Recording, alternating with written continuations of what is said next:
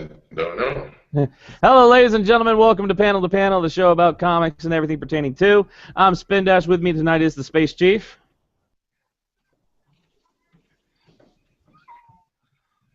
That's where you say hello, Space Chief. Hey, everybody. Jules is that empty square right there. She will be back in just a second. I said hello, everybody. I heard you. I heard you.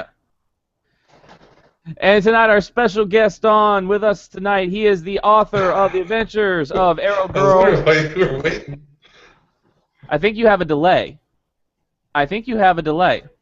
Whoa. Hold on. There we go. That happens every week. That's the thing about going live, ladies and gentlemen. You never know what's going on. Chief, I can hear you. I can hear you. Stop. You got a delay. Tonight with us is the author of Adventures of Arrow Girl, a girl and her gorilla, Mr. Dwayne Feenstra. How are you doing, sir? I'm doing good. Thanks for having me on. Thank you. Let's hope Chief gets.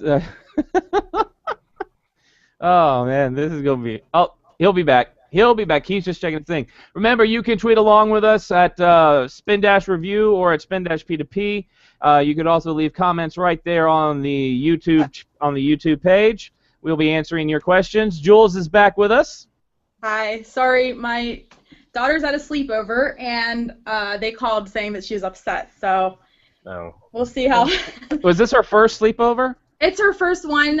Well, she went to one that was like a birthday party one with like a whole bunch of kids, so it was a little bit different because there were so many kids. This is like her first one with just one child.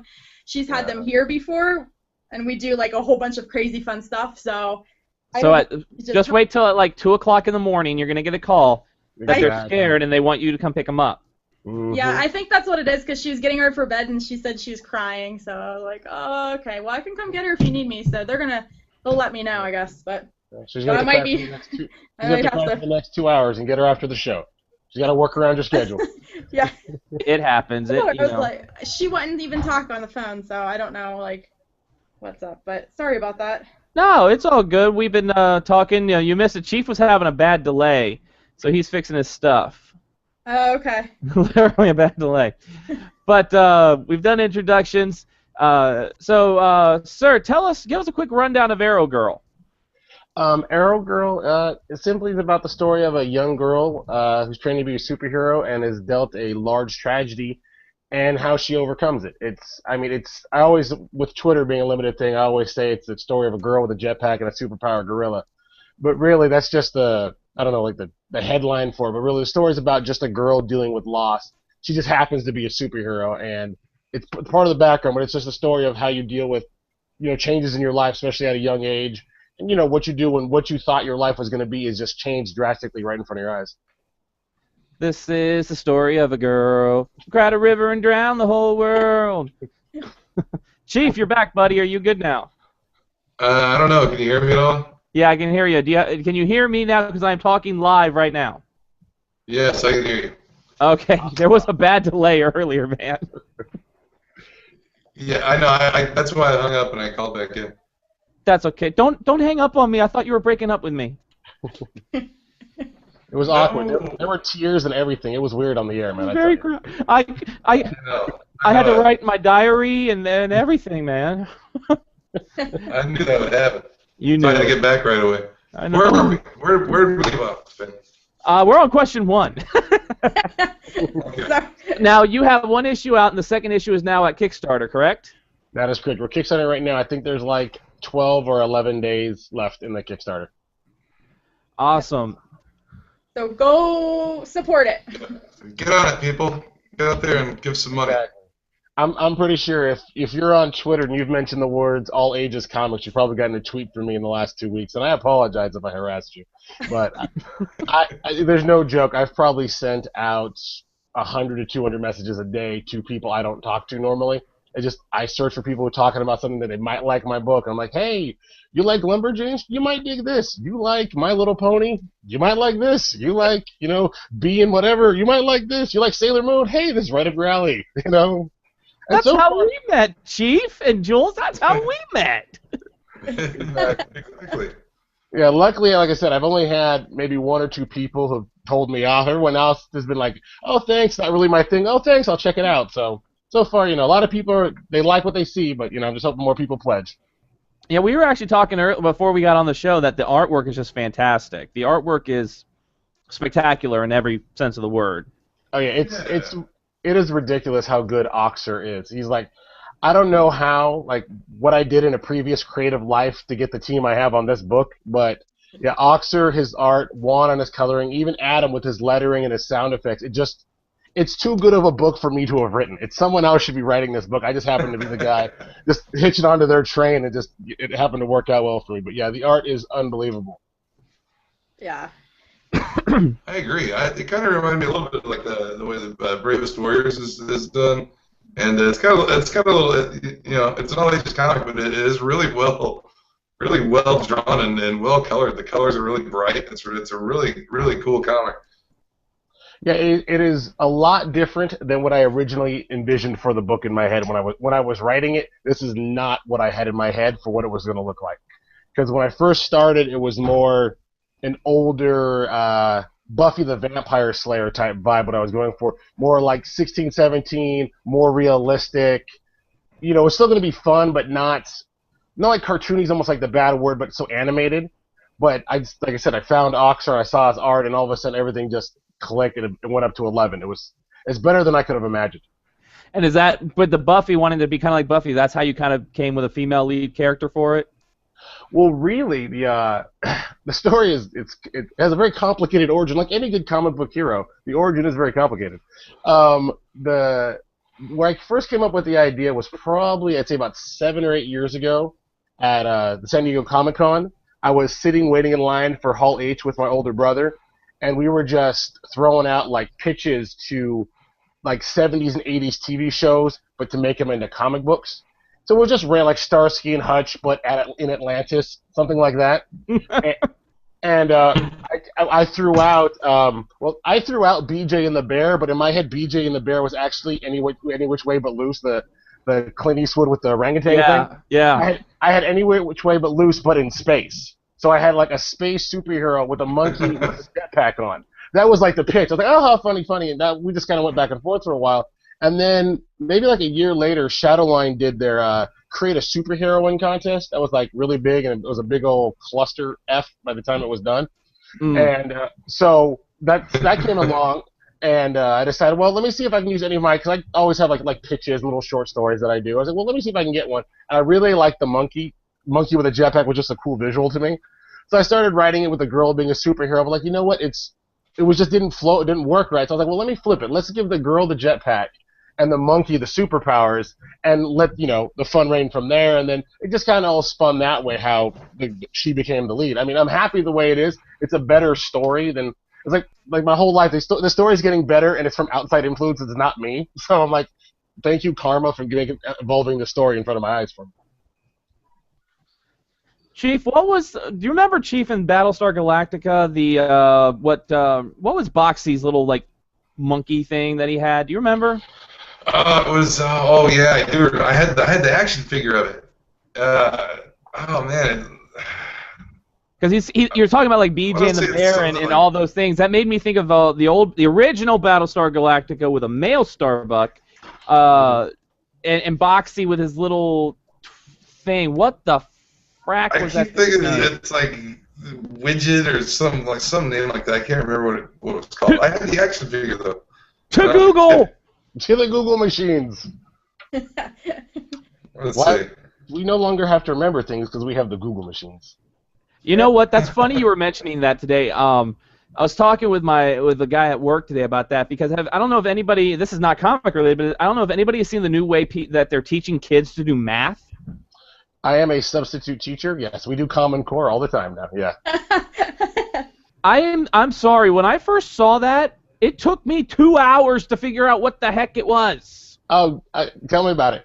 Like, I'm good at math, and having to do it that way, it's like they give them the answer now, and they work backwards from it. You have to show how you got to that answer. That's the core of the Common Core. Is that the answer is not important. It's how you get there.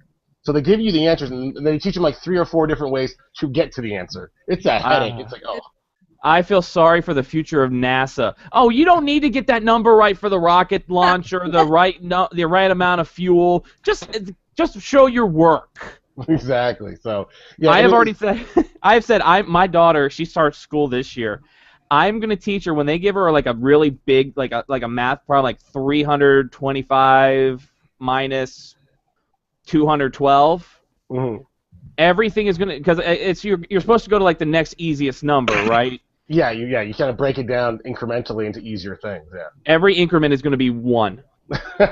plus 1, plus 1, plus 1. And she's just going to hand in like a whole notebook. And if the teacher fails her, I'll be like, she showed the work. Showed the work. That's what you asked Showed for. the work. Doesn't matter if my kid's a smart ass. I apologize for being homeschool. What about homeschool, Jules? I know you homeschool. Yeah, I do. But we haven't really encountered a lot of that, whereas she just will do whatever it is, and we do some Schoolhouse Rock because we couldn't get our 8s memorized, so I was like, ooh, Schoolhouse Rock, that's very catchy. So she has her 8s now she knows her 8s like this, and then everything else is like, who cares? 8s are great. So Schoolhouse Rocket, the Schoolhouse Rock. It's timeless. Who doesn't remember I'm just a bill sitting up on Capitol Hill? Who doesn't? Oh, I'm gonna make her watch that now. I forgot about it. Oh, that's the epitome of it. That's the most classic one. Yeah. According to this website, the little dog thing on Battlestar Galactica's name was Muppet. A robot Daggett. That's what it was. A robot Daggett. Is that what it was? Yeah, the creature was a Daggett. That's what it was. It was a class of dog-like colonial pets. Okay. None survived the Cylon Holocaust. Mog. I'm a Mog. I'm half man, half dog. I'm my own best friend. Oh my God. Well, speaking of people that look like dogs or with a lot of hair, the bearded lady. What was your influence for the bearded lady in the book?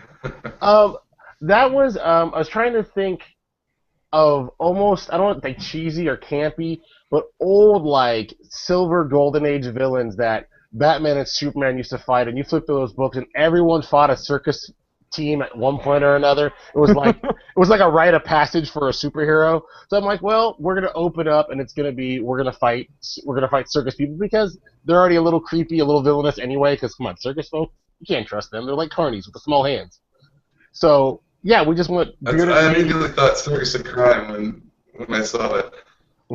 Yeah, I mean, I decided with instead of going with usually when you see the bearded lady in the old photos and stuff, she's usually like a 400-pound woman that's really mannish. I was like, she's gonna be a supermodel with the beard. I was like, you know what? And I told the description I gave Oxford is like, you know how they show Spawn's cape always moving around and it's alive? That's her facial hair.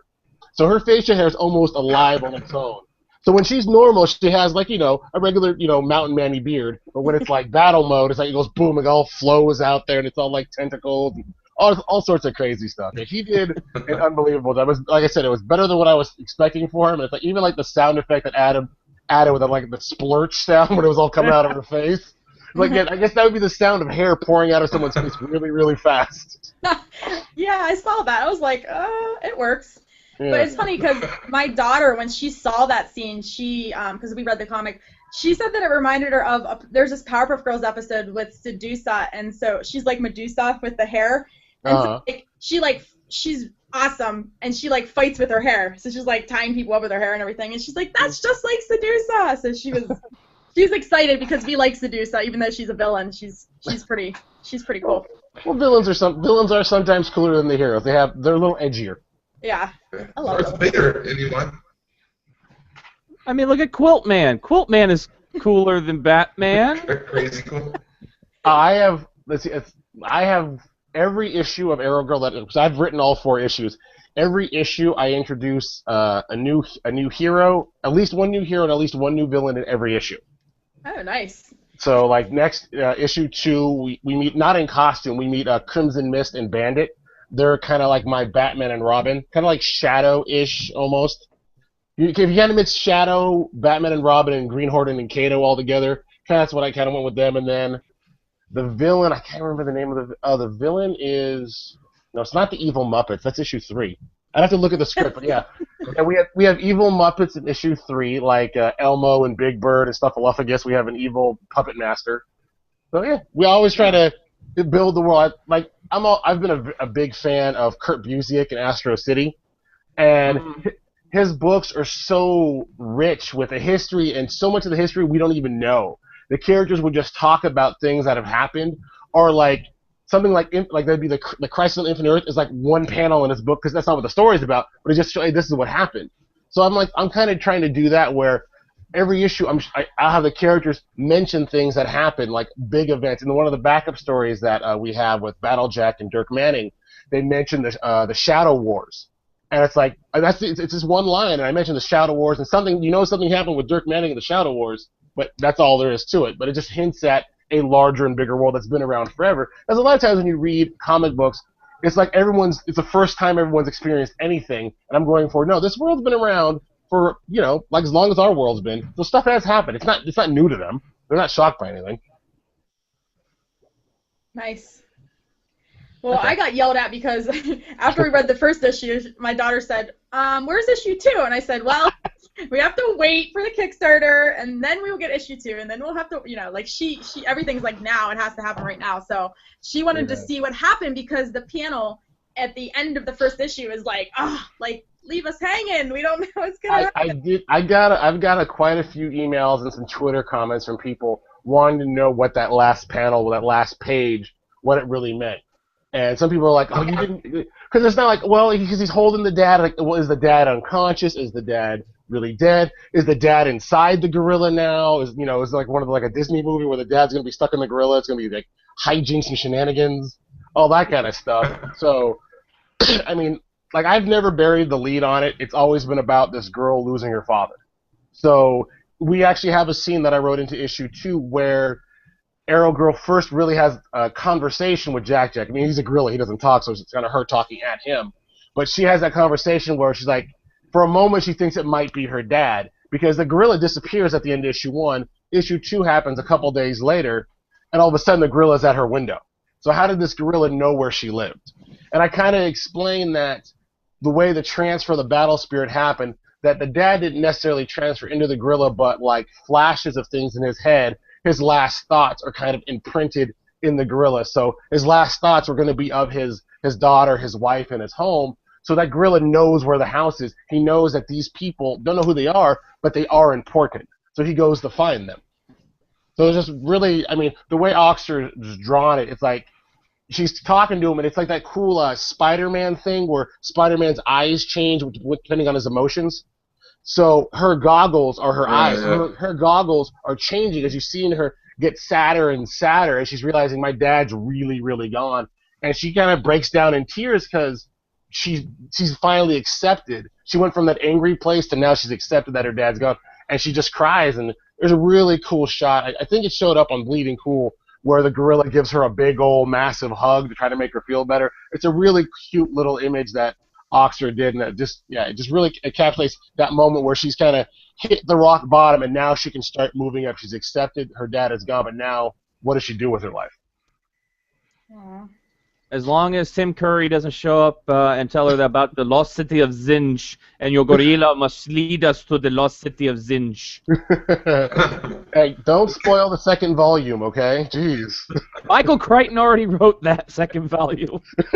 I don't know, that movie just popped in my head when you were talking about the gorilla. Somehow I just talking about Amy, good gorilla, Amy, with Congo. Now I gotta go watch Congo. Now I gotta freaking go. Chief, now we got to watch Congo. Okay. Well, speaking of the sign language you're doing, we actually are trying to figure out how to do that. That the communications Jack doesn't speak. We're trying to work on a communication. And I have this cool French comic book my wife got me when she went to Paris. And the whole book, these people are deaf, and it's all sign language. And the way they drew the hand motions with the speech bubbles coming from the hands, I'm like, well, gorillas have been known to learn a little bit of sign language, and I'm going to play with the battle spirit up in his IQ a little bit, so he's going to be able to have a little bit of sign language, maybe like 2 or 3 word sentences, kind of along the line maybe of a, like a 2-year-old with the simple little commands. something like that, but it's going to be sign language, so there's a little bit of communication, but it's no like Monkey Man and O'Brien type thing where he's going to start wearing a suit and going to work or anything.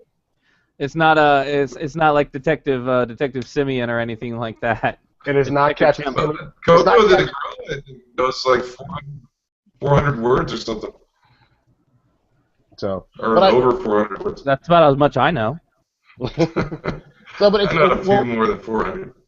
Yeah, so Oxford, he started on issue 3 already, so he's kind of toying with it. We're trying to see if we can get it to work. If not, we'll maybe work on some other thing, but we're really trying a sign language angle. Well, that answers the question. Can you give us any spoilers for issue 2? Well, I could. Hey, I'm an open book with people. I mean, Yes, but I want people to go support this Kickstarter. Don't give away the whole thing on air. I would. Hey, my words are the bottom thing. You need to get this book for the art. My words are like the story's nice. I'm not gonna too much say it's the great. It's not my. It's not like gonna change the world. But the art is unbelievable. You need to see it. I almost want to put it out there without my messy words on it, just so you guys can see the beautiful art uncovered. Well, Jules wants to know when she's gonna get a plushie. Well, the plushie. People really liked the plushies last time, so the plushies are up there again. And say the Kickstarter goes, she'll have it by August. That is when everything ships out. There you go, Jules. Well, I know a 9-year-old that will be very excited about that.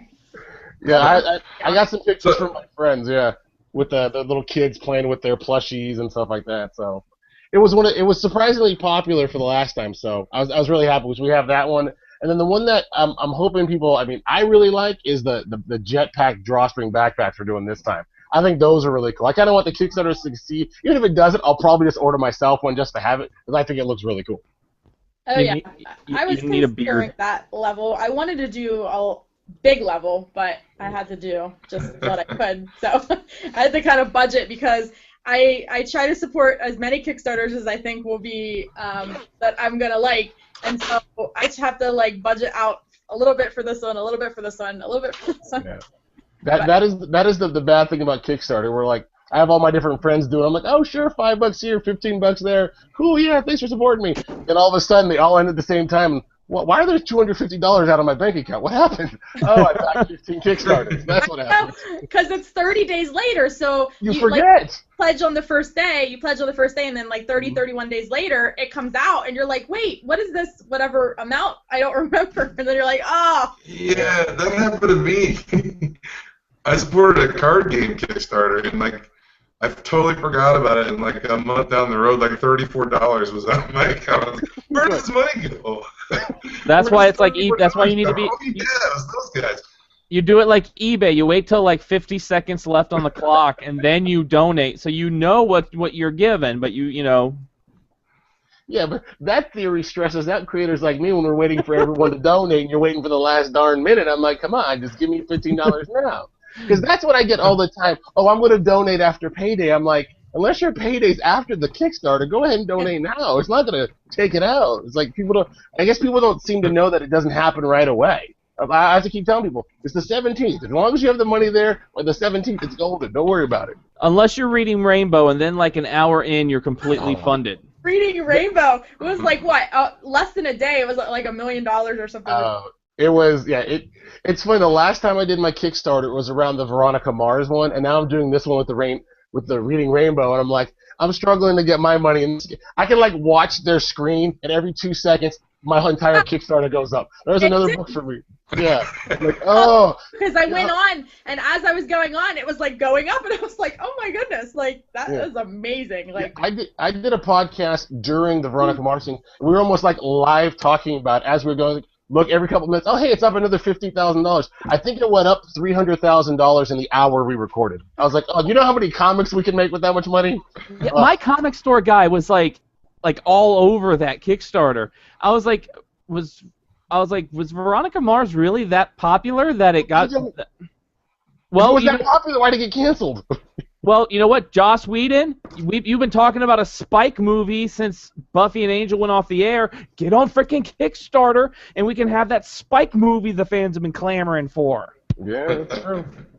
I would like to see James Marsters back as Spike. Yeah, we got the comics, but I'd love to see James Marsters back as Spike. Yeah, why not? What else is he doing right now? Really, he's got time. James Yeah, what Marsters. he hasn't been anything. He was in Dragon Nothing's Ball beaten his Evolution story. as Piccolo. He was in Yeah. Dragon Ball Evolution. Which, you know what? People give that movie a bad rap. I don't, it's not a great movie, but for what it is, it's not a bad movie. Yeah, I think everyone's bar gets a little too high, and they expect everything to be awesome. Like, Dragon Ball Z isn't. I mean, I might be biased. It's not a great cartoon, so why were you expecting a great movie? I'm like, It's better when it's uncut in the Japanese version. So freaking when Vegeta's pummeling someone, blood spurting everywhere. okay. You're watching it on like Nickelodeon. You're getting the watered down version. Yes, we Americans, we don't like violence here in the States. Yeah, we don't like the violence. I All go right. into most comic book movies or any adaptations with the feeling it's going to disappoint me somehow. So, somehow it's not going to be what I want it to be, and Well, it's it going to never disappoint me. is. It never is. Do you think now on that topic? Are we ever going to see Arrow Girl cartoon, web series? We've talked about it. There have been some people who, because I mean, Oxer and Juan, they do flash animation for like video games and stuff. That's their jobs.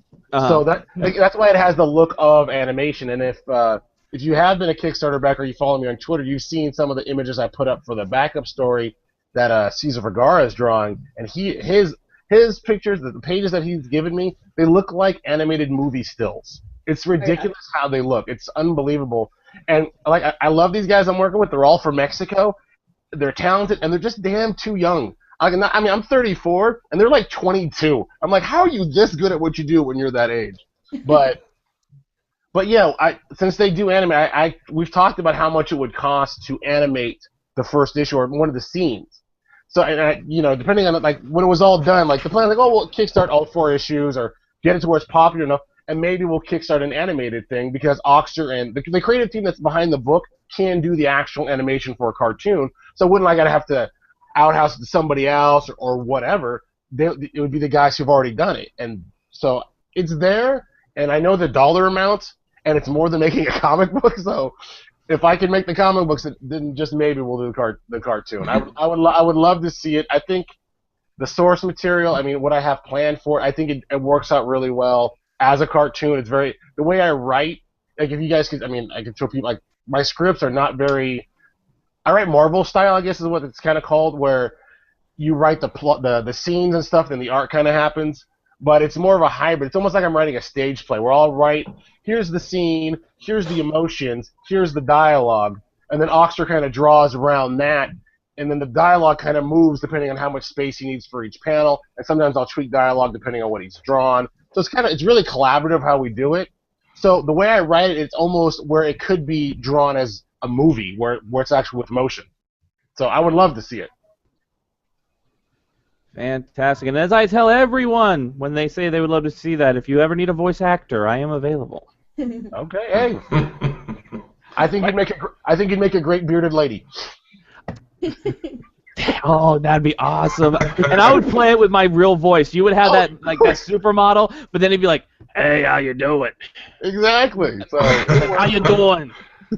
Don't mess with the beard now. Don't mess with the beard." exactly. Speaking of what you've got planned for this, are there plans to expand and maybe do like a spin-off book, like maybe like a Justice League? You're going to introduce new heroes and new villains, or is there maybe a plan for a combined team of heroes in an expanded universe?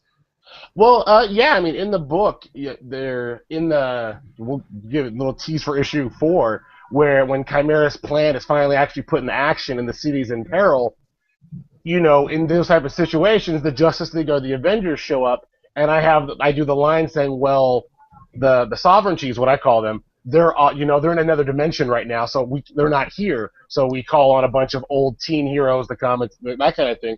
So the world is full of them, and just writing these little backup stories, the Battlejack and Dirk Manning story, which is a classic, never-before-seen Battlejack story, is from when he was first Battlejack. That was really fun to do. And then also the story that we're doing with Mario Gonzalez, where it's Battlejack versus the Multiple Mind, which is a silent 6-page story. It's just fun to play in this universe. I would love, with every issue, to have little backup things. Like, 4 or 6 page backup stories to show these characters that I'm introducing. So they're still out there. This world is bigger, and it's an organic thing where it's happening. And if everything goes well, I could have a big enough world where I could have a crisis where every hero that I had is going to fight every villain that I had in some massive free for all, which would be awesome. I love that kind of stuff. Well, I was going to say earlier, I think that's brilliant. That implied, when you do an implied history of a place like that, I think that's what makes things like Adventure Time successful, because of there's this implied history of the Land of Ooo and Adventure Time. Like they mention the Mushroom War and stuff in that, and like the destruction of Earth and how the Candy Kingdom was created, and they even have flashback episodes of that kind of stuff. And then something like Lord of the Rings has a huge implied history to it. They just drop things on you, and it kind of feels like a real place when you have that implication that there's this past world and history to your world. Like, David Peterson's Mouse Guard, that I think it's the Weasel War or the Ferret War or whatever. It gets mentioned in every story he does, but we never get to see it. And it's like the anticipation is so cool. You just keep talking about all this stuff, and people want to go, "What are you talking about?" Because everyone in the story knows. It's one of the few times when the people in the book know more than the reader. Because usually, as the reader, you see behind the curtain, you see all the secrets happening at once. And it's cool where the reader is left in the dark, and it's like, well, the guy I'm reading, he knows me. He's not telling me that bastard. Let me know what's going on. So it's like cool to leave the leader in suspense. It's like in Calvin and Hobbes, the noodle incident. They never told us what the noodle incident was. Exactly. And they kept saying, this is like the noodle incident. And Calvin's like, it's not like the noodle incident. What the heck was the noodle incident? Exactly. It's almost like you don't want to reveal it. Like, I almost don't want to share some of the stuff because it's like a horror movie where if you don't show the monster in your head, it's going to be worse. No matter what I put on page, what yours in your mind is going to be worse than anything I can put down. It's almost a disappointment if we actually tell you what it is. Exactly. Well, it can turn to disaster. I mean, look at Before Watchmen. They tried to do that Before Watchmen, and it just turned into a big mess. Yeah, that's true. Well, we got a couple of fun questions that we like to call bomb questions. Cool. And we're gonna do these questions, and then we're gonna lead into the next segment of the show, a new segment. But the bomb questions, these are just fun questions. Everybody answers. You are gonna answer first, sir, and then we're gonna go right down the line. I answer last. So the first bomb question, and we're actually going to be talking about this in a little while, though the main story of it is in the spirit of the new Sabrina the Teenage Witch comic, which will be hitting shelves later on this year. What all ages comic would you like to see take on a more adult tone?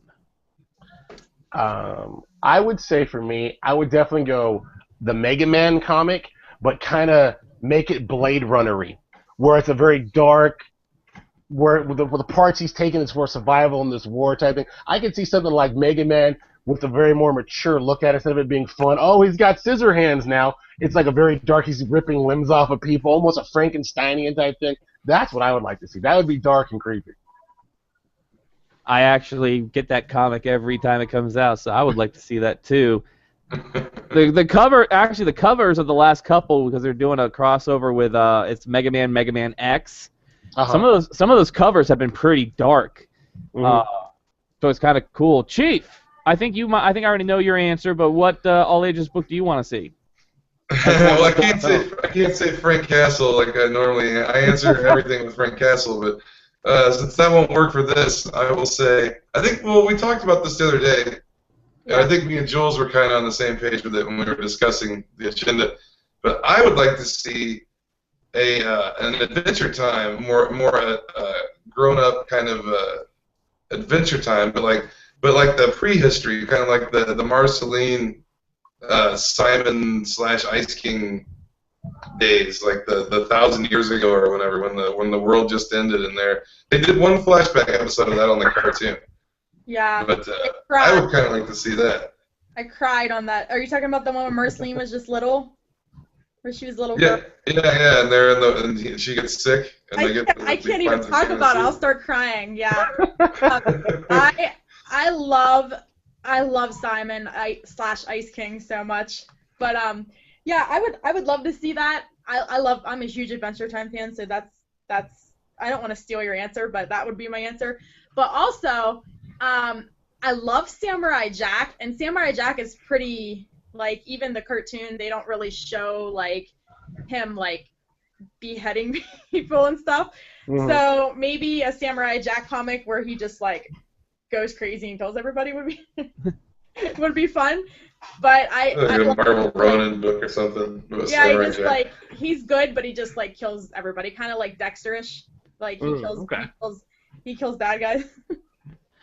but I like regular Samurai Jack too. So For those watching, we also want to know what all ages comic you would like to see as an adult tone, so you can tweet us at Spin-Review or Spin-P2P. Shoot us what all ages comic you would like to see in adult tone. As for me, I would like to see a more adult-oriented Darkwing Duck comic. ooh. Oh, there you go. Yeah. I would love to see Darkwing.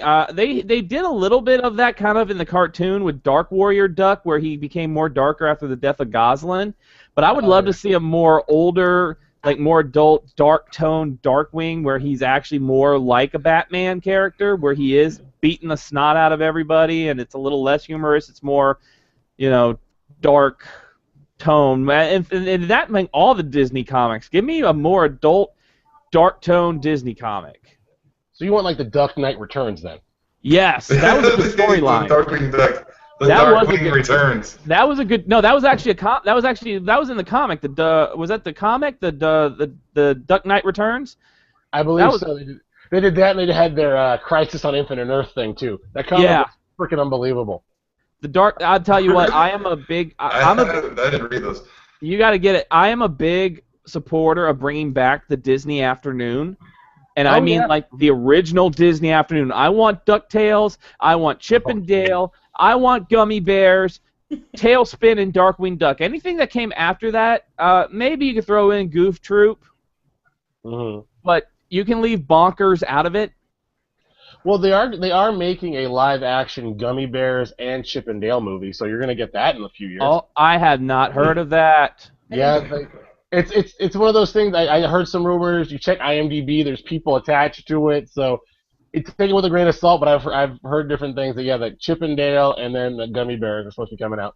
Well, I mean, because you got to think of the movies with Maleficent and other movies they're making live versions of. Are so Cinderella. popular. Yeah. Cinderella. They're talking of the Beauty and the Beast is being getting production now. So See, it's I only a matter couldn't of do time. that. Mhm. Give me a live-action Darkwing Duck, though. Yeah. I would love a live-action Darkwing. Black Cauldron spin. They could do a live action Black Cauldron. You know what? People hate that movie. That is like one of my favorite Disney films ever. Is the Black Cauldron. I used to like it when I was a No kid. singing. There's no singing. And you know what? Hold on. I'm gonna hold off on that because that's my answer for another question. That's my answer for another question.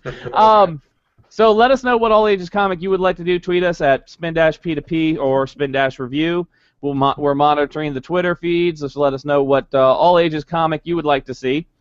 Now, second, do you feel it is time for Wolverine to go with the Marvel not keeping it a secret? Wolverine is going to be dead at the end of the year, actually in the next couple of months. Do you think it's time for Wolverine to go? I think it's time for Wolverine to be in less books. I definitely don't need him to die. I mean, I don't wish death upon anybody. That's kind of harsh, but if that's the way to get him out of less books, and so I don't get Wolverine burnout, I go, yeah, it's time for him to go. What about you, Chief? You know what? That's pretty much how I feel about it. I think they've just oversaturated us with Wolverine. I don't by any means want him to go because I like him in certain books. Mm-hmm. Like I like him with the Avengers and the Uncanny Avengers and stuff like that. But I don't know. They spread him too thin, I think. And then they made him like pretty much like the defining point of Age of Ultron too, which it was like there was a lot of Age of Ultron. I wish other stuff I wanted to see going on in Age of Ultron other than Wolverine and Sue Storm going to find Hank Pym.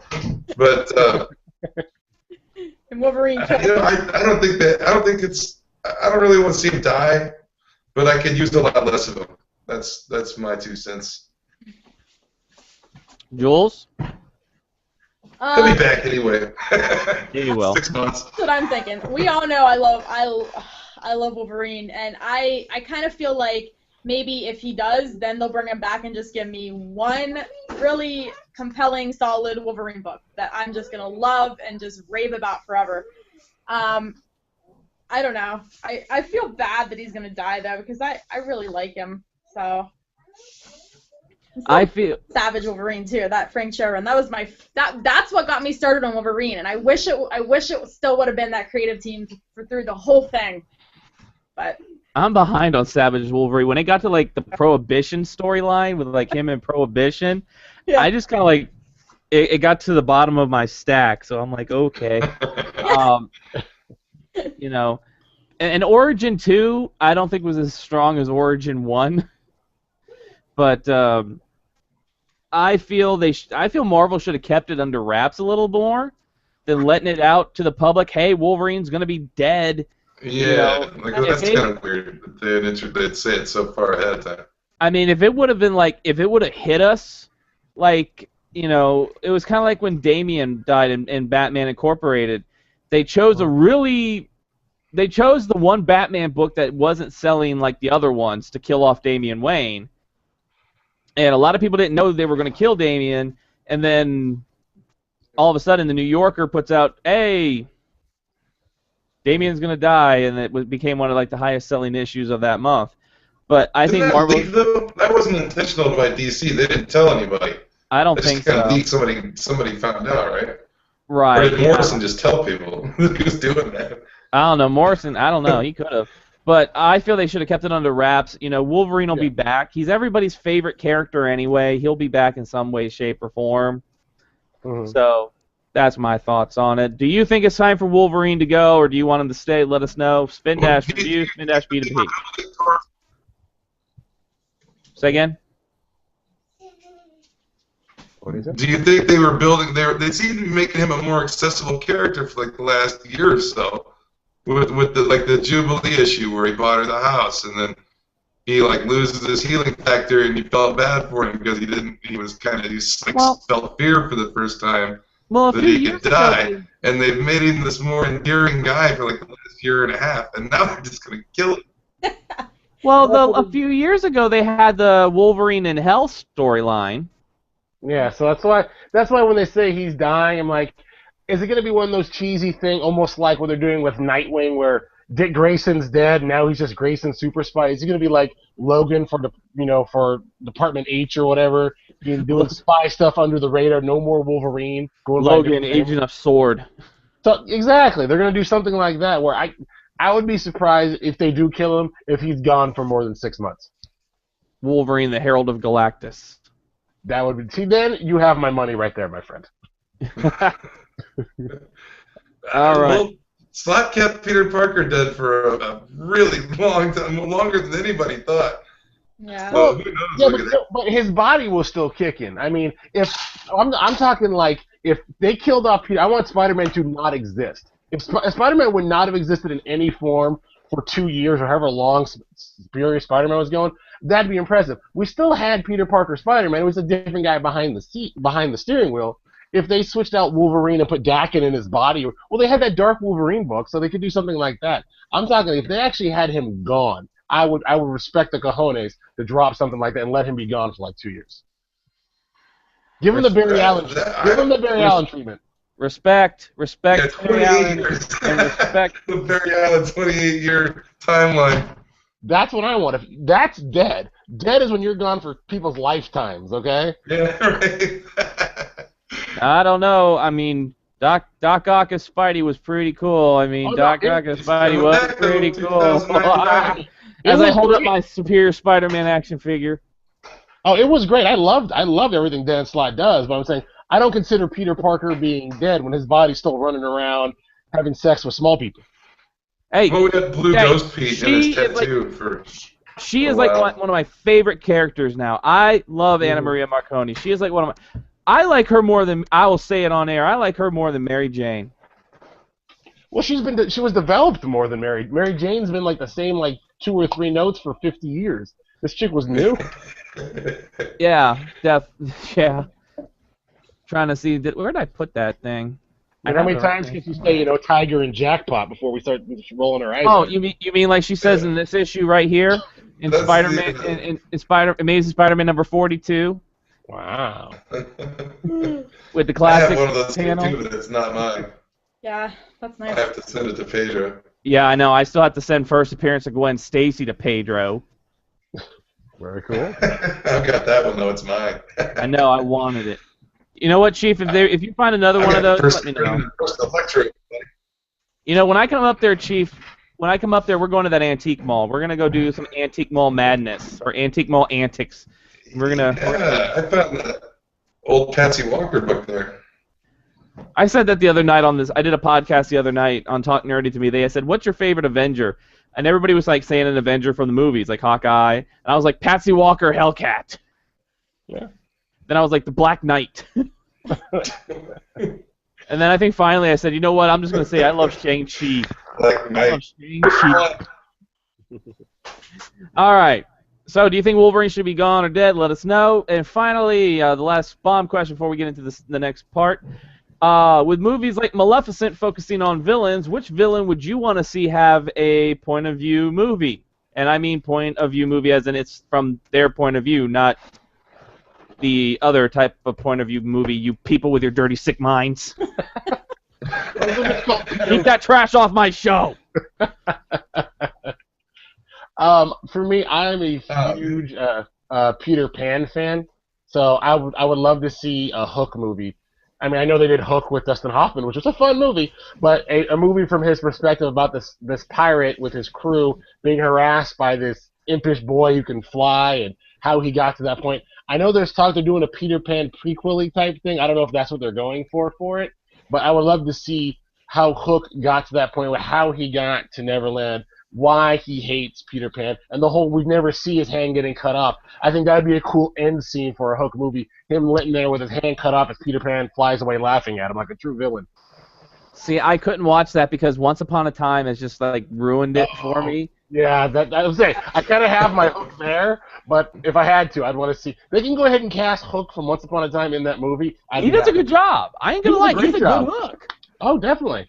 And the Peter Pan arc in the last season was really good. That was a really good arc. Mm-hmm. Yeah, that's one of my favorite shows. Oh, it's one of my favorite. I know Jules is going to love it because Elsa from Frozen is coming to Once Upon a Time next season. That was surprising. They wasted no time in putting her in something. I'm like, you can't get away from it. You just can't get away from it. Just give me more Belle and I'm happy. Belle, I love Belle on that show. Just give me more Belle. Yeah. That's all I care about. You can't get away from it as long as it's making money. Well, they had a spin-off. They had Once Upon a Time in Wonderland, which I did enjoy because it was Wonderland, but they canceled that after one season. Yeah, it didn't do well enough.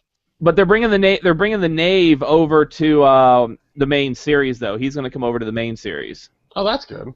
So I'm hoping maybe Alice or somebody will make it. She was a good Alice. You know, we'll do another podcast. If you want, we'll do another podcast. You can come back on. We'll talk about nothing but Once Upon a Time.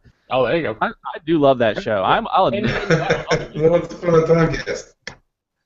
I'll set up that because I've never once watched it. Once Upon a Time cast. I like that. There you go. Why not? There is a Once Upon a Time podcast because they follow me on Twitter. You know what? They're posers. No, mine. Exactly. Got it. Mine. All right. Chief, what villain do you want to have a movie? This is like open to like everything, not just like Disney It's villains, open right? to everything. It's open to everything. Okay. Frank Castle. Okay, I want to say because a few years ago, not a few years ago, pretty long time ago, they did that Doom mini-series about Doctor Doom and how he like went and learned the mystic arts and like went and took Latveria and all that. It was like a little mini-series. I would love to see a Doctor Doom point of view movie. Oh, that'd be cool. See his side of it. Jules, what's your villain? Anyone else? that's my thing. Jules is thinking. I was originally gonna say Hook because I actually, the guy that plays him in that show, I was like, oh, he's so adorable, and I didn't like him at first, and then he grew on me really fast. So, and Jim Caviezel, since no one will let him play Batman, he could play Hook. But no, I'm just kidding. But I just want him to play something at this point because he's. No, I don't know. I think maybe like the Queen of Hearts from Alice in Wonderland, because when we read the book this year and you don't get a ton of her story, so you don't really know what she's all about. So, and she's kind of interesting and she's funny. She's really funny. I think she would make an interesting villain. They can make her kind of compelling, kind of crazy type. And plus, I would like to see her, her costume and everything. I don't know. I think that would be good. You are not turning my favorite book of all time into Wicked. You are not turning my favorite book of all time into Wicked. I was gonna say The Wicked Witch, but I can't because it's already Wicked. But yeah. I don't know. I think I love. There's a reason I have the Mad Hatter's hat tattooed on my arm. You should have a Wicked podcast. I love Wicked. I was gonna say, I would love to see one of the Horned King from Black Cauldron, even though Disney did change the character from the book. If you've ever read the Chronicles of Prydain book series, the Horned King was in the Book of 3, and there was another character. They combined the Horned King with another character for the Disney movie, which is awesome. But I mean, what other Disney villain in history was going out not for vanity, not because someone was prettier than them or richer than them, was going out simply to raise an army of the dead to kill everybody? That was the Horned King. All he wanted to do was raise an army of the dead and kill everyone. Yeah. The simple plans are the best plans. That, and he was voiced by John Hurt. You don't get much cooler than that. Wow, I didn't know that. That's pretty cool. He was voiced by John Hurt, and he's literally one of the scariest villains because his face is a skull. It's just a skeleton. Yeah. He's Skeletor before Skeletor. Well, there you go. So, but he didn't sound like this. He was really. I mean, go watch that movie again and just watch the Horned King's performance, and you'll be awesome. But I'd like to see one of the Horned King. But I would also, if I had to go a different route, villain. You know what? I would love the Voldemort Chronicles. Oh, that'd be showing Voldemort one left Hogwarts. I mean, they said what he did, but I'd actually love to see the journey and how his body physically changed from his use of these dark magics. I would love that. Bring Ralph Fiennes back because he was just fantastic in that role. Didn't he? When he grow that way, he grew from some kind of no, out that's of a what snake happened. or some crazy stuff. No, that's what happens when you split. No, that's what happens when you split your soul into multiple Horcruxes. I never read any of the Harry Potter books. I've only seen the movies.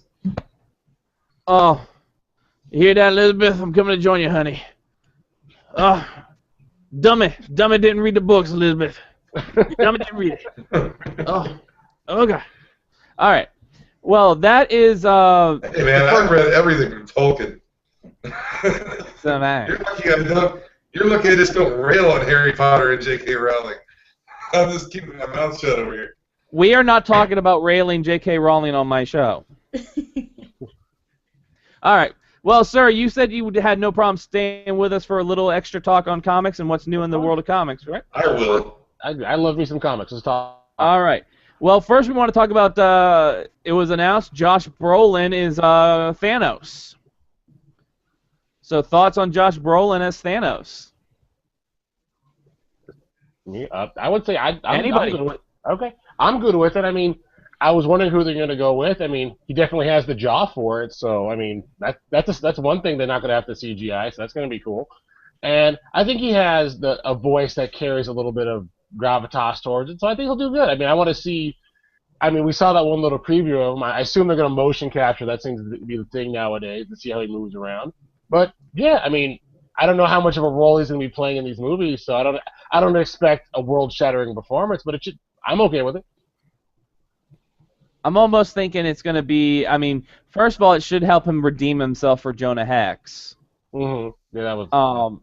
I mean, Well, I don't want to. I know they're probably going to do CGI, but I would love if they went like the Guillermo del Toro way with Josh Brolin and did like a Hellboy, do the prosthetics. Because,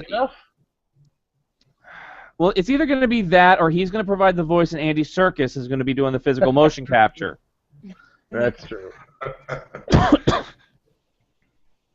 Well, I don't know.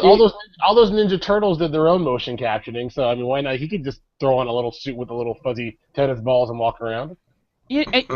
Well, that's true. And you know what? People quit ragging on this new I Ninja think it's Turtle. a great idea.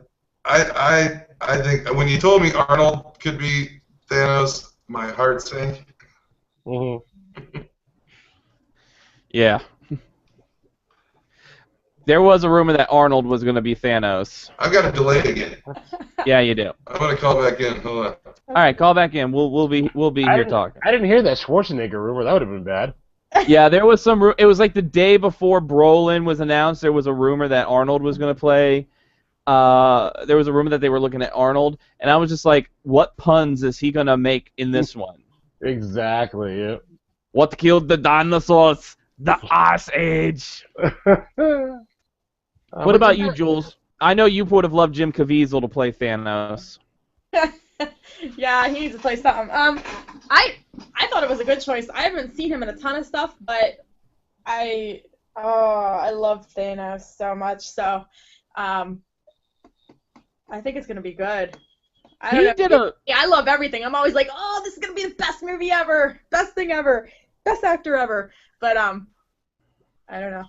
He did a really good. Josh Brolin did a really good Tommy Lee Jones impersonation in Men in Black 3. Yeah. He played a good Tommy Lee Jones. I agree with that. I just saw that for the first time the other day. I haven't seen it yet. I've been wanting to see it. And you know what? Say what you will about that movie. I don't know who likes Men in Black movies or whatever, but Josh Brolin. I almost was forgetting it was Josh Brolin. I could just think of it as Tommy Lee Jones in that movie. That was brilliant. Just that part of it. If nothing else in that movie is any good, Josh Brolin as Tommy Lee Jones is genius. Did you ever see him in W when he played George W. Bush? Mm-mm. He did a really good George W. Bush in the movie W. That was a really good one. But yeah, Josh Brolin, I think he'll do good, better than Arnold. I'm glad they didn't go with Arnold. Arnold. Arnold, get That would have been horrible. Stallone, get to the chopper. I think they should have did it just for fun. Geez. They need a Thanos chopper. The Thanos chopper. Hey, Chief, just think, then we could have got Thanos the musical with Thor, where our two hammers facing each other. You kill my mother. Oh, I must escape Adam Warlock. Stick around. Adam Warlock and the Silver Surfer are coming. I really want this movie to happen now with Arnold.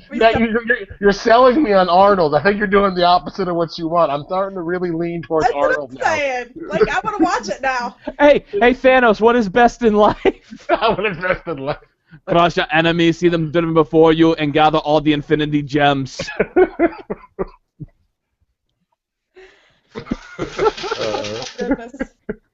No, Tony Stark.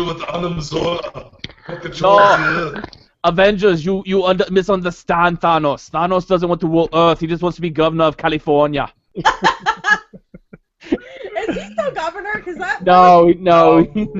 He had like one term, and we voted him out. Yeah, didn't he No, wasn't it 2 terms? He was in there for 2 terms, right? I don't judge. I'm in California. I think I voted for him the first time because I'm like, this is ridiculous. I have to vote for Schwarzenegger. All right, I was in California I was in California when he first ran because I was stationed in California with the Marines when he first ran for governor. That was the funniest ballot you would ever see in your life. You had Arnold Schwarzenegger. You had Gary Coleman. Mm-hmm. You had Mary Carey, the porn star, who then later on was on Celebrity Rehab with Dr. Drew. Uh-huh. It was just like, is there any real politicians on this? It was like a reality show. Is what it was. It was like a reality show. Who wants to be our governor? That's how much we don't care about governors. We're like, whatever. We'll vote anybody in. Is it gonna be funny? Let's do it. It's gonna be funny. Literally, like Mary Carey's whole campaign was like to make. How great would it have been if he would have campaigned as Conan the Barbarian? Oh no, Mary Carey was hilarious. Like her whole campaign thing was like making like breast implants like a taxable write-off. Mhm. Yeah, I don't. I was like, sign her up. Oh man. Well, with of course, That's good for everybody. Thanos is going to be in Guardians, and it has been said by Pedro, and Pedro, who couldn't be with us tonight, has been literally like bouncing off the Brazilian walls with this because he says, and I've been fooling around with him too. I have been so fooling around with him all week because of this. He is so happy because it is projected that Rocket Raccoon #1 by Scotty Young is going to sell 300,000 copies. Yay! That's a number. That's definitely a number. Yeah. And Jules asked how many copies are we buying. I'm going to buy 1 copy. I believe it. I will get a digital copy of that book. Yes. But I don't know when you tell me 300,000 copies, I honestly wish that meant 300,000 readers, but that doesn't mean that. And it's like, how many variant covers are being bought? I want to know how many people are actually buying and reading the book. It's great for Scotty Young. His art deserves it. It's beautiful stuff. But that number just seems inflated to me. I don't think 300,000 people are going to buy a Rocket Raccoon book. There's going to be a lot of people buying 5 or 6 copies. I'm going to buy the Scotty Young variant. Yeah, that's what I'm wondering. Like, who is doing the variants for Scotty Young? Because he is the variant king. Yeah. But I'm saying it's going to do at least 300,000. I don't know. But we buy, well, I know like with Superman Family Adventures and Tiny Titans, we used to buy 4 copies, 1 for each of us, because I want my copy to be mint condition. My husband wants his copy to be mint. Well, I'm automatically buying 2 because I got to get 1 for Pedro too. Oh yeah, but like my daughter, I mean, she's very gentle with comics, but sometimes things happen. So. Well, the bad thing is you're gonna see these people, and I know these people are out there. They're gonna buy multiple copies, and they're gonna send like 5 copies off to get CGC'd. Oh yeah. As soon as they get it, they're gonna send it off to get CGC'd. And you know, I have nothing against people who go get Don't CGC'd. get me started on CGC. Yeah, I mean, people do it. I don't have a problem if you want to do it. But I see multiple posts on Facebook like every day, and it's all about mail call. Look what I just got back from CGC. Oh, what comics should I send off to get CGC'd? I'm like, do you ever want to read your comics again? Yeah. And it's going to be, what's going to happen is people are going to buy like 20 copies. I mean, there'll probably be eBay auctions for the book about a week before it actually comes out. Yeah. Because someone's going to own a store, know someone at a store, and is going to buy 20 copies because there's going to be someone in some rural area that doesn't have a comic book shop whose only way is going to get it on eBay, and some guy is going to be a jerk and charge with $25 for a $4 comic. Yep. I mean, that's. I mean, how many of those out of the 300,000? It goes back to how Yeah, fast exactly. that number actually is. That's the market. Yeah, so Yeah. I mean, it is what it is. I mean, that's to me. That's why I love print books, but I haven't bought a physical comic book probably like in 3 years because I just like digital. Digital is always mint. It's never going to get creased. I'm not going to spill. It's not going to get folded up in my bag. So I'm never worried about not being able to have access to a book because it's on Comixology or it's on these different sites I can buy them on. So I'll never pay more than $3.99 for a book. As I hold a book I paid like $34 for. But you know, it's an X-Men number 10. I mean, come on. Well, no, I mean, yeah. Well, that's the thing. If you're a collector or a historian, Oh, definitely. Yeah, I'm just a reader of comic books. I don't collect them. I don't have any future plans.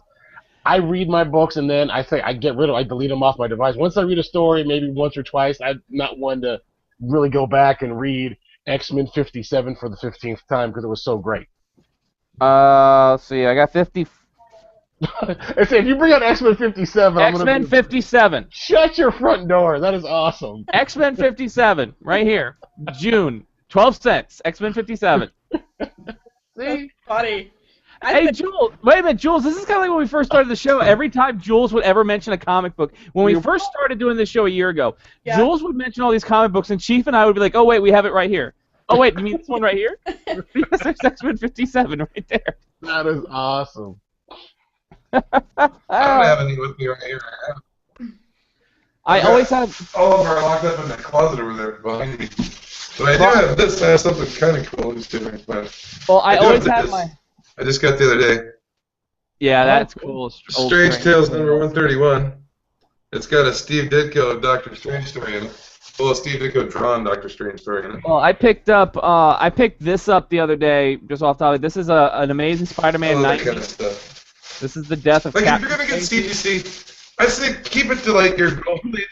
I mean, that way it's like a documentation of the condition and all that, but I don't understand taking a brand new book and getting a CGC.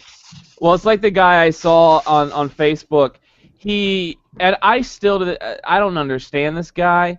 He bought a Savage She-Hulk. Okay, Savage She-Hulk #1. First appearance of She-Hulk. Yes. He bought it for CGC 9.8 for $130. I went to a comic shop in Florida earlier this year. I bought the same book, not CGC, but same condition, for $4. It's the market. People. That's why people buy 20 copies of Rocket Raccoon, and they're going to sell them because someone's going to spend $75 on it because they think it's worth that much. People who are, I don't know if they're novices or they don't understand how the market actually works. But yeah, there's always going to be someone to buy it for $50. That's why the prices exist, because that's how the market flows, unfortunately. It just doesn't make any sense to me, though. People are like, oh, what book should I get? Slab. That's the slang for it. Slab.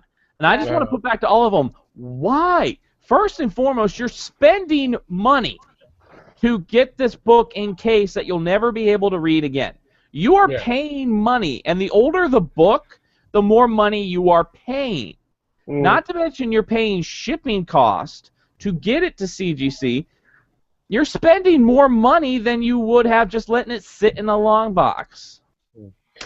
See, we're going to find out one day there's this big little thing where CGC is taking the inside of all these books out and sealing them up with fake pages on the inside, because no one ever opened CGC. No one knows that they actually took out Spider-Man 15 from the inside and they're selling it on the back. I've heard of that happening. They just put random pages some from like Xerox covers or something in it. Exactly. You don't open it, so how do you know? It's not the same as if like you found a Cheetah Man 2 Nintendo cartridge, which are very rare and demand thousands of dollars because they didn't make as many and they're really rare. You know, it's not like that where these things, anything with a comic. I mean, Chief, you tell me your guy at your shop, if there's even a little mark on the back, he'll knock off $100. Yeah. Yeah, Mike's tight, man. He's real tight. But he doesn't fair. It works both ways. Like I said, there's a Teen Titans #1 over there. One is 148 and one is 48.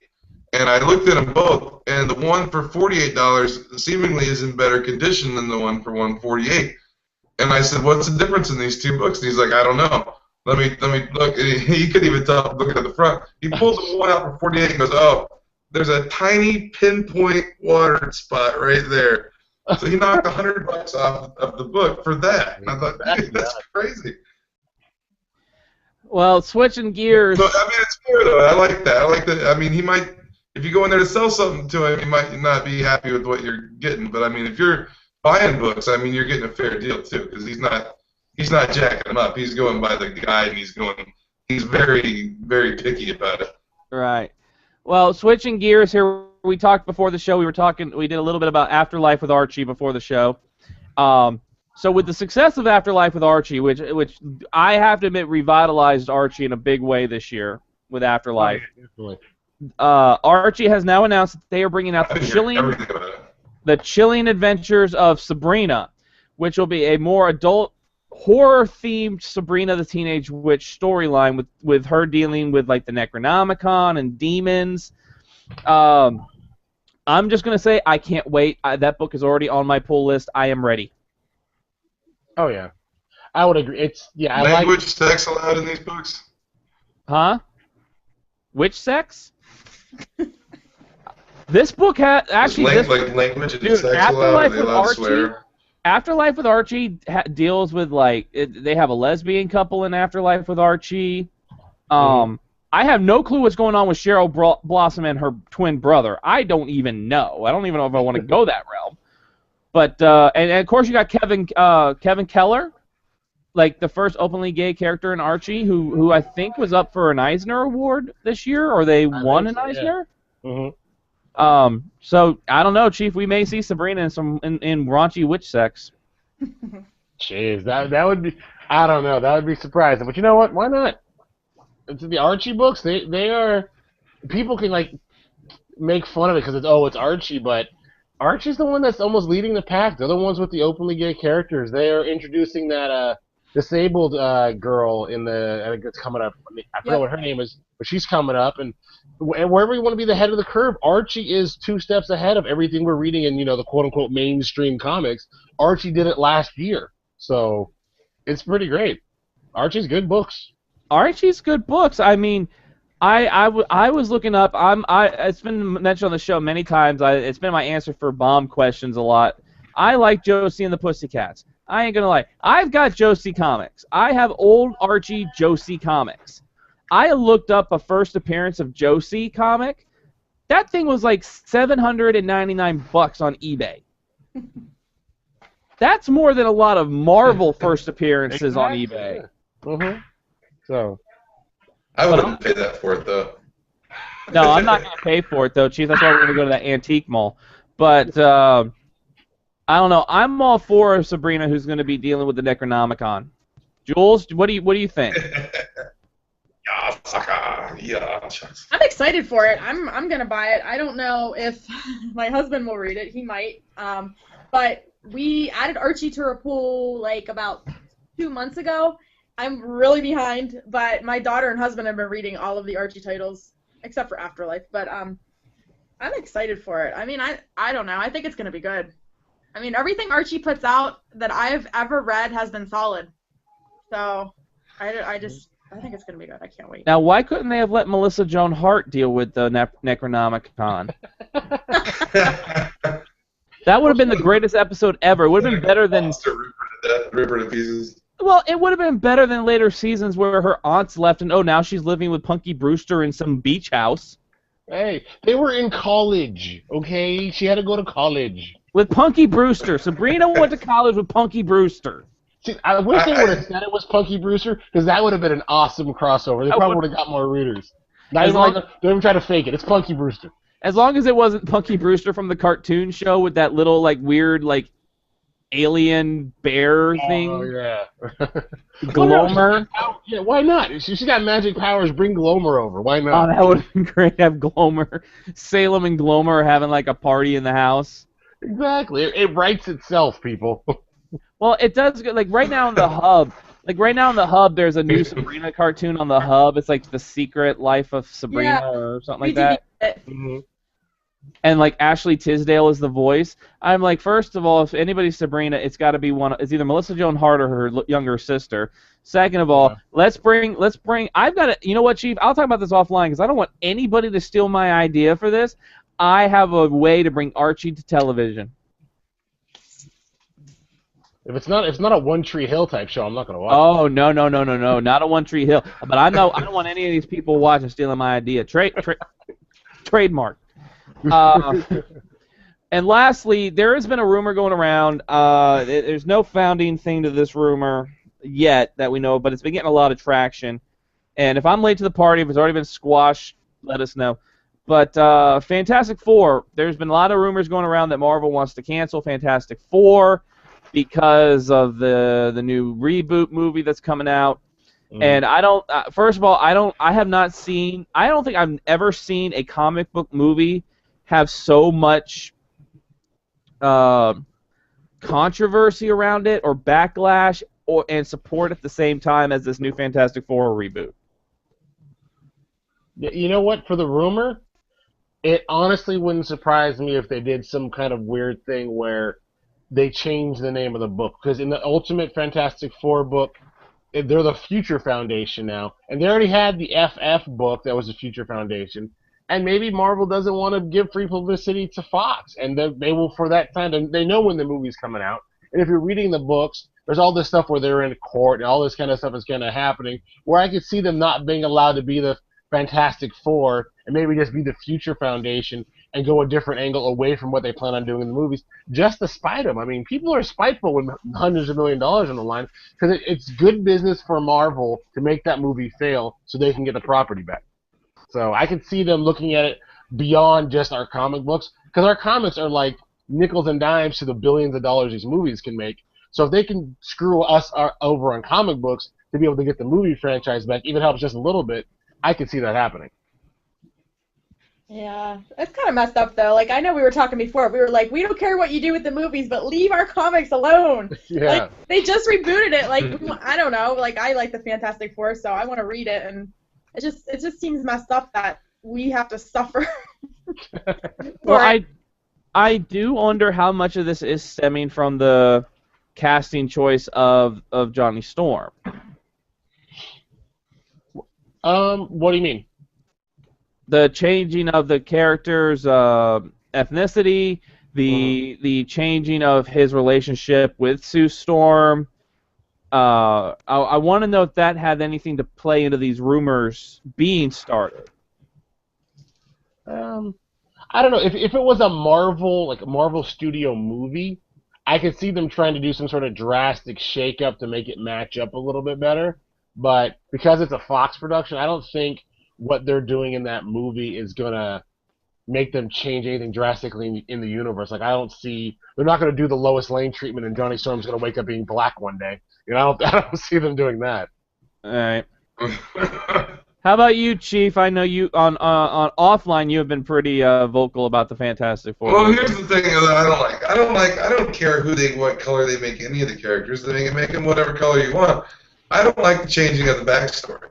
I mean, you got Sue Storm and Johnny Storm were two well-to-do kids. Johnny Storm being Sue Storm's reckless, spoiled little brother, and she was kind of like an overprotective, kind of smothering older sister on him. And I don't see why couldn't they make both characters the same color and have them still have the same backstory? why do you have to change the story? I don't understand that. Change whatever you want about the look of the race of the character. Why change the backstory at all?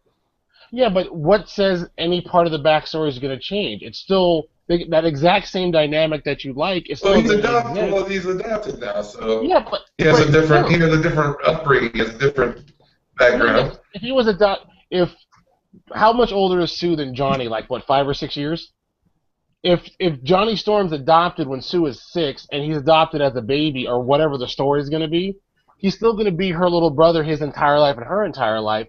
They're doing it, and you don't want to say it's because of the token black guy in the movie, but they're doing it for whatever reason, but I don't see any aspect of the story going to have to change because of his ethnicity or because they're not biologically related. I mean, as long as they don't go with some weird Johnny making out with Sue angle in the movie, I think we're going to be okay. Well, I don't think that we even know that, though. We don't know where he comes from. True. I mean, didn't they announce, though, that the dad is a black guy? So are we going to say Sue's the adopted sister? Because what they announced the father, right? I forgot he was some actor. I can't remember his name, but they announced the father of the yeah. I have no clue, but guess where I'm going? Google. I have very little info on it. Anyway, the only thing that I did hear was that they were going to the actress playing Sue Storm said they're going for a really down to earth scaled back version. And I was like, it's the Fantastic Four. Exactly. I don't want a scaled back down to earth version of the Fantastic Four. They're fantastic. Yeah. I want them fantastic. Yeah. Heaven forbid they live up to their title. Reginald E. Cathy has been cast.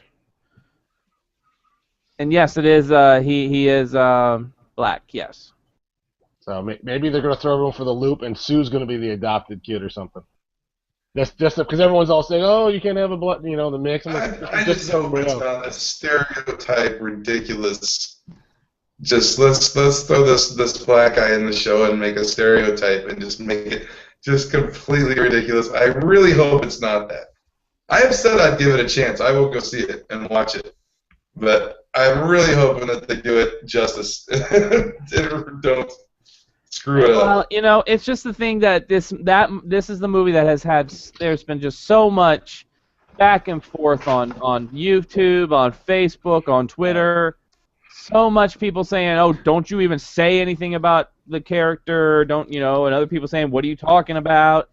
A lot of people are scared to even talk about it. A lot of people.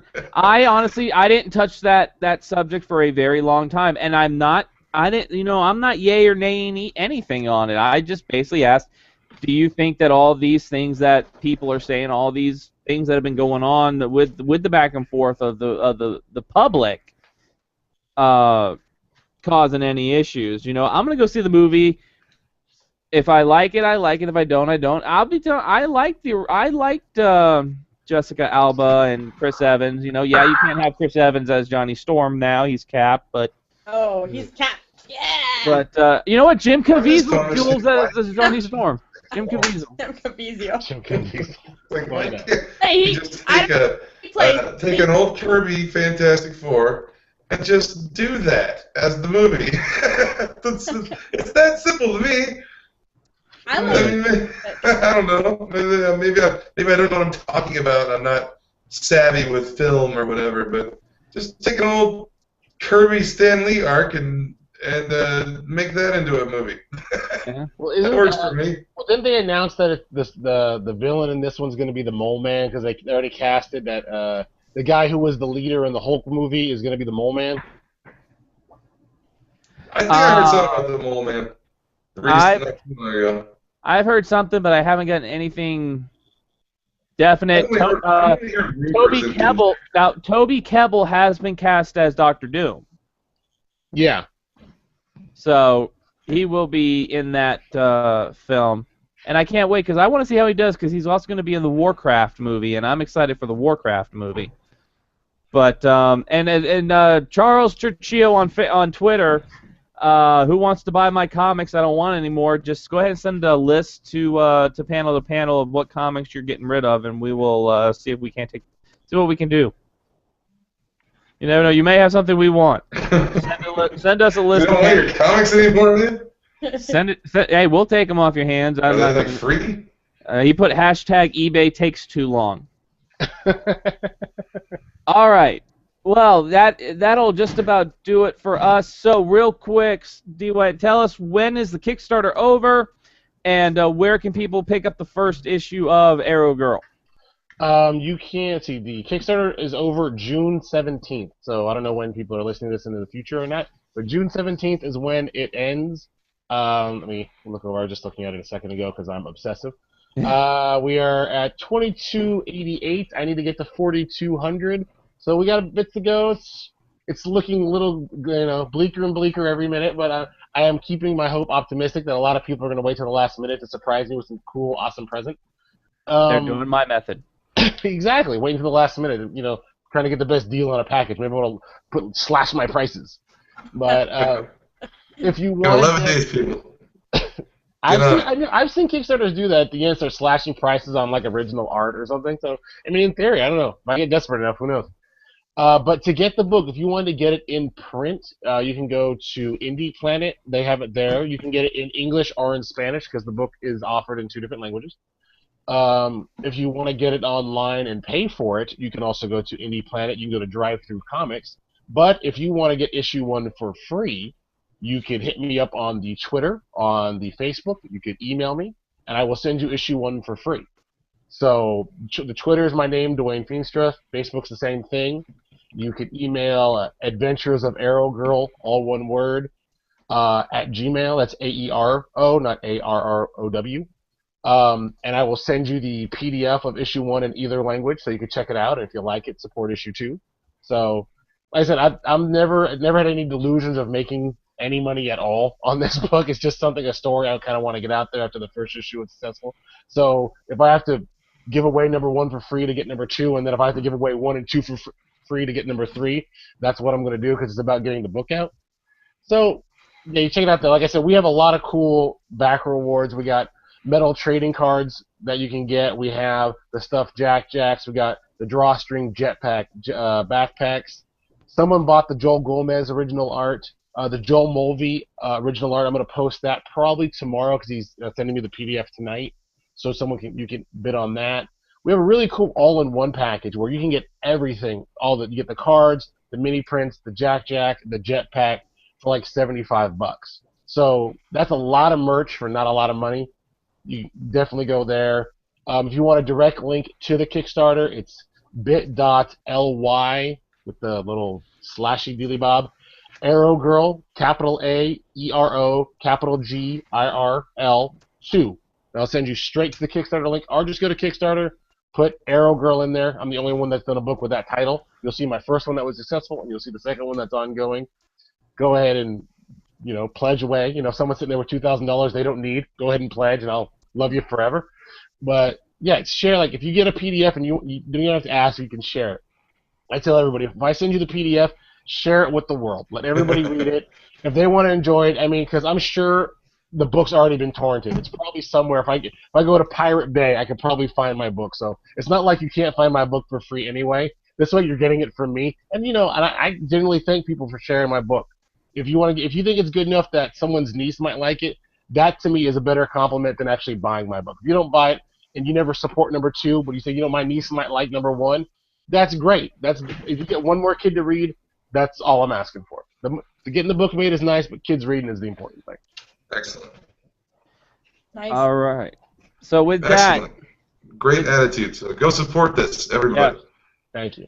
Go support that, and with that, don't forget all the other things coming that are out there from the panel crew, all of our side projects, such as Chickcast with Jules, where they talk about, who's showering are you talking about this time? So last week we talked about Darth Vader's tutus and rainbows. So you have fun listening to that one. It speaks for itself, ladies and gentlemen. It's taken out of context, so you have to listen to what we were talking about. Tommy, when he sends in a question, it's so super detailed. It's like, if it was this comic in this world, who would you cross over? Who would die? Who would win? So Alex said this crazy thing, like, if you're Darth Vader and you have a tutu and you're on a rainbow. You guys put Tommy to work on that show now? What? He said you put Tommy to work on that show now? No, he always asks questions and stuff for us, but so it was funny. I was laughing because then I said we need to answer that question. That's a funny question. We have a lot of fun. It's all female, so it's I'll check that out. Also check out Comic Time with Panda, who could not be here tonight because she's at Veggie Prom. Yay! With her new beau, Todd Emco. Ooh. Hi, Todd and Panda, when you guys watch this later. Yeah, hi. Yay. I want to go. Make sure you check out Cosplay with a Brain with Uni. Check out Sideshow Sirens with Megan. Check out Space Chief Rants. And also check out the new thing launched by Chief and I this week. Make sure you go check out Now on DVD. It's on Daily Motion. That show is on dailymotion.com. Just search up Now on DVD or search up Space Dash Productions there because YouTube censored us. Darn them. The man. Literally, they censored our whole video because copyright infringement. Yes, they did. You know what? It's in the public domain now. It's just, but you can catch it on Daily Motion. You'll also be able to see some new videos coming there. You'll be able to see the new series Spinisodes there soon. New things from Chief. Copyright infringement. New things from Chief. The next episode of Down on DVD will be out soon. And maybe, we're going to be doing some Antique Mall antics. I'm going to rip off Pat the NES punk with his flea market madness, and we're going to do Antique Mall antics. Cool. So you can just see us every Friday night at 10 o'clock right here on YouTube unless we say otherwise because we're doing something else. Indeed. Share with your friends. Share with your mother, your grandmother. I don't care who you get. Just watch this show because it is so much fun. Next week we don't have a guest, so I don't know what we're going to talk about. Whatever, if you guys got a comment, got a topic, send it in. Maybe we'll talk about it. So, sir, thank you for being on the show with us tonight. We hope you had fun. That was tons of fun, man. I can't wait to come back and talk about Once Upon a Time. Oh, we're going to be doing that. So until next time, good afternoon, good evening, and good night.